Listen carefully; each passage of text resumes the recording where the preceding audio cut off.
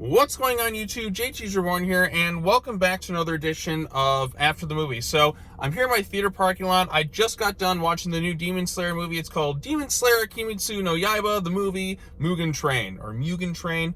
I don't know how to properly pronounce it, but here I am.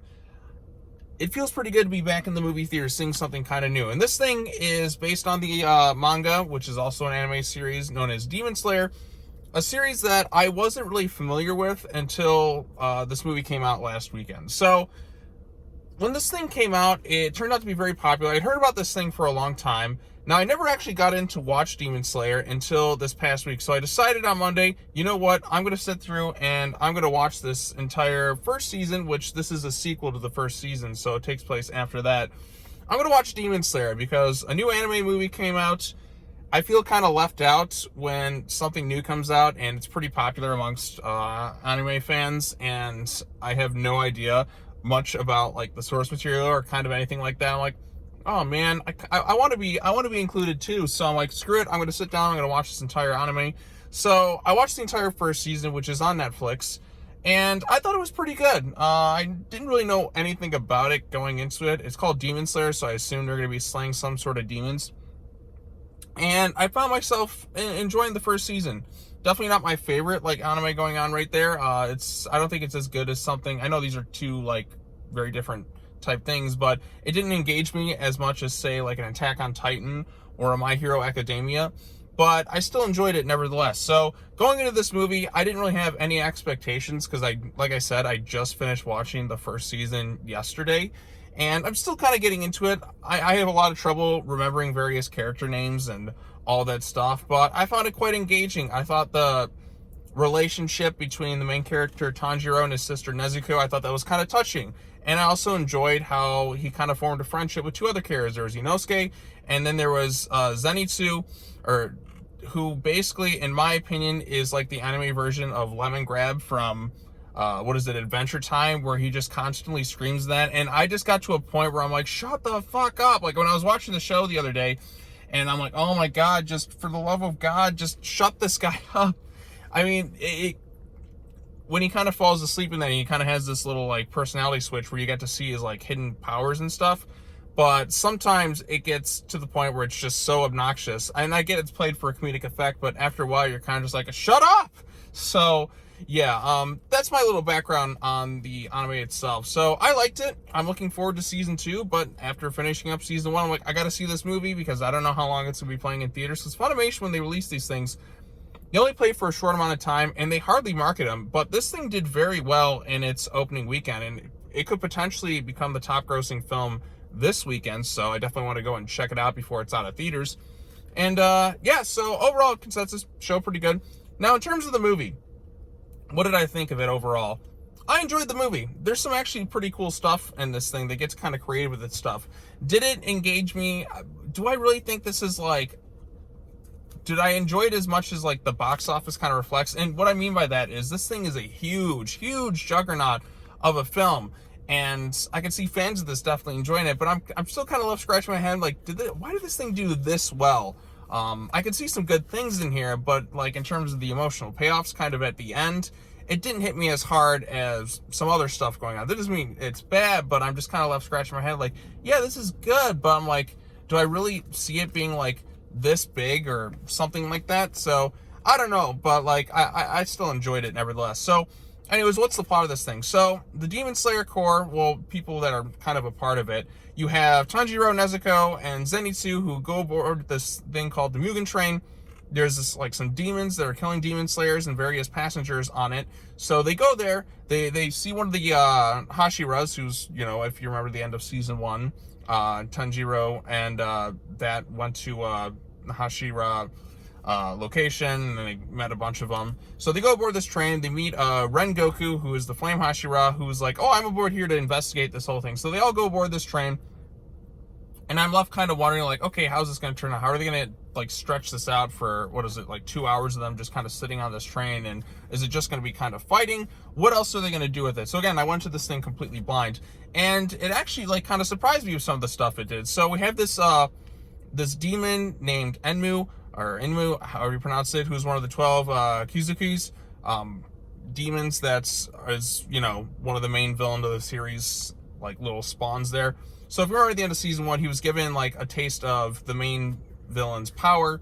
And again, I just finished this week, so I apologize if I butcher some names. Again, I'm kind of new to this whole series. So he's one of the 12 Kizukis, and he kind of is like a dream demon of sorts. So he puts people to sleep, and then you have these characters who have like this insomnia, who have to like take their little spiritual force. And saying this out loud, trying to explain it, just seems kind of confusing. But anyways, they're going into the main characters' minds, and they're trying to steal that, and the characters are kind of given these happy dreams. So it kind of reminds me of the Batman the Animated Series episodes, Perchance to Dream, when Mad Hatter kind of puts Bruce Wayne under, and he's allowed to live this happy life, but it's a lie, and the characters have to kind of confront their guilt and like their past turmoils. Like Tanjiro is finally given a chance to be reunited with his family, and it's kind of a gut-wrenching scene, because he feels really guilty about what happens. Like, he feels like if he was there, he could have saved them from becoming slaughtered, and his sister Nezuko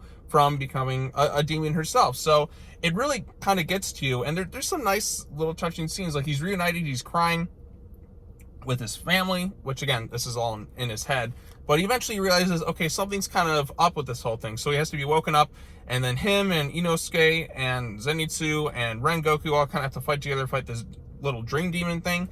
And they fight aboard this train, and what I liked about it is, like, there's some really creative stuff with the action sequences. It gets kind of like a crazy nightmare-fueled, induced thing where, like, one of the demons is actually kind of merges himself, or itself, or herself, whatever the demon is.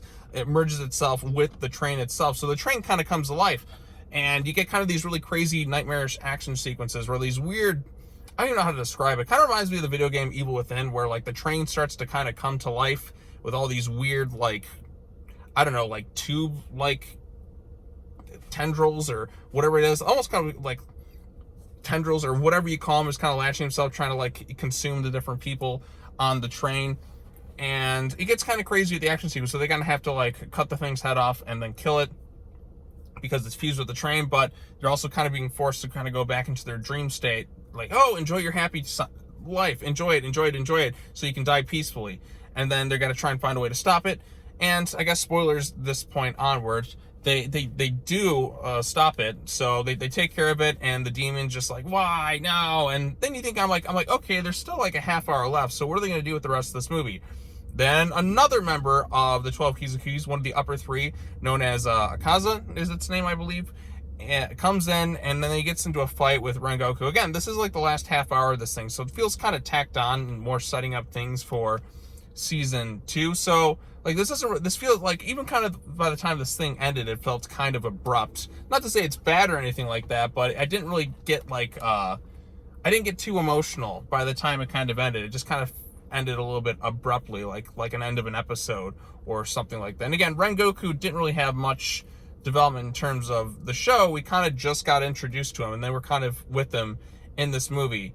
And maybe it's because I didn't spend as much time with him and really kind of, I mean, you get into his backstory a little bit, you find a little bit about his family and all that on his background, but not enough to really make me feel kind of the gut punch that the ending was trying to do. So it felt a little bit abrupt. And plus, when some of the characters come in kind of cracking, like they're played up for comedic effect, it kind of takes me out of like the whole death scene there. So you get some pretty cool creative action sequences with this demon, and you can see just how powerful it really is, because Akaza, who is the demon, like, he kind of has really fast regeneration abilities, and he's going to definitely play a factor in the rest of season 2, whenever that's going to drop. I think it's going to drop later on this year, maybe, but I thought that was kind of cool. But again, the ending feels kind of abrupt, a little bit too abrupt for me personally, when they kind of get to it, and, you know, he kind of goes off and flees, and you're just left wondering, like, when it ends on Rengoku's death, and that just felt a little bit abrupt for me personally. So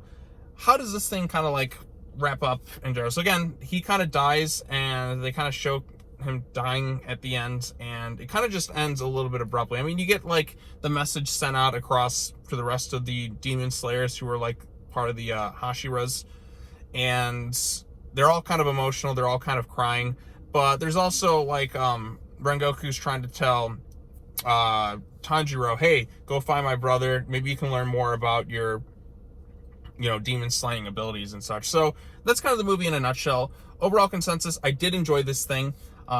Being somebody who's not quite familiar with Demon Slayer, like, this is all... When I watch an anime, like try and kind of binge it a little bit, it takes me a while to kind of grasp things. Like, I am terrible with characters' names. I can't tell you how many times I just kept forgetting, like, some of the characters' names. Like, I'm like, okay, I know you. Like, I know Nezuko, I know Tanjiro, but, like, I just, for some reason, I can't grasp the names. Like, Inosuke, I could get that just fine, but, like, Zenitsu, I could not, like, remember his name. Like, I'll read it, like, okay, that's the name, and then, boom, that's kind of just, I just forget it, like, instantly. But I know who he is. So, there's some good character moments. Again, seeing kind of in their minds and stuff really kind of gets you a little bit insight into who they are in a sense. There's good stuff for Tanjiro. Zenitsu definitely still has this thing for Tanjiro's sister, Nezuko. I mean, he kind of has a thing for any females, but he really, really digs Nezuko. And you kind of get some nice, kind of cute, funny moments with Nezuko throughout the film. Because, again, she's mostly, like, kind of like, she's got that little muzzle over her mouth, but, like, there's some kind of generally, like, funny moments with her. Just, she's almost like a pet of sorts, who just, like, you just kind of see, like, this good, like, there's no dialogue, and you just can kind of see, like, the emotions in her face, and you can kind of see her just go off and kind of do some little things, like she's trying to wake her brother up, and then she's like, "Urgh!"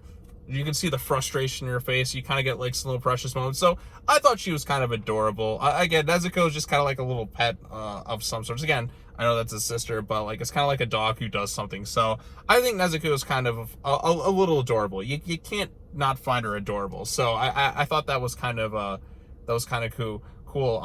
Inosuke gets some pretty good stuff there, and even when he's crying, it's kind of turned into a little bit of a joke, which, again, the final scene where I'm supposed to really feel emotional, when you try and inject some, like, humor into it, it takes me out of it. I don't really feel the impact. But then again, I didn't really feel much of the impact in general, because, like, Rengoku is a character I'm just kind of getting to know for the first time. I mean, yeah, he was in the season 1, but I really didn't spend enough time with him to really kind of get emotional over his death scene. So that's that.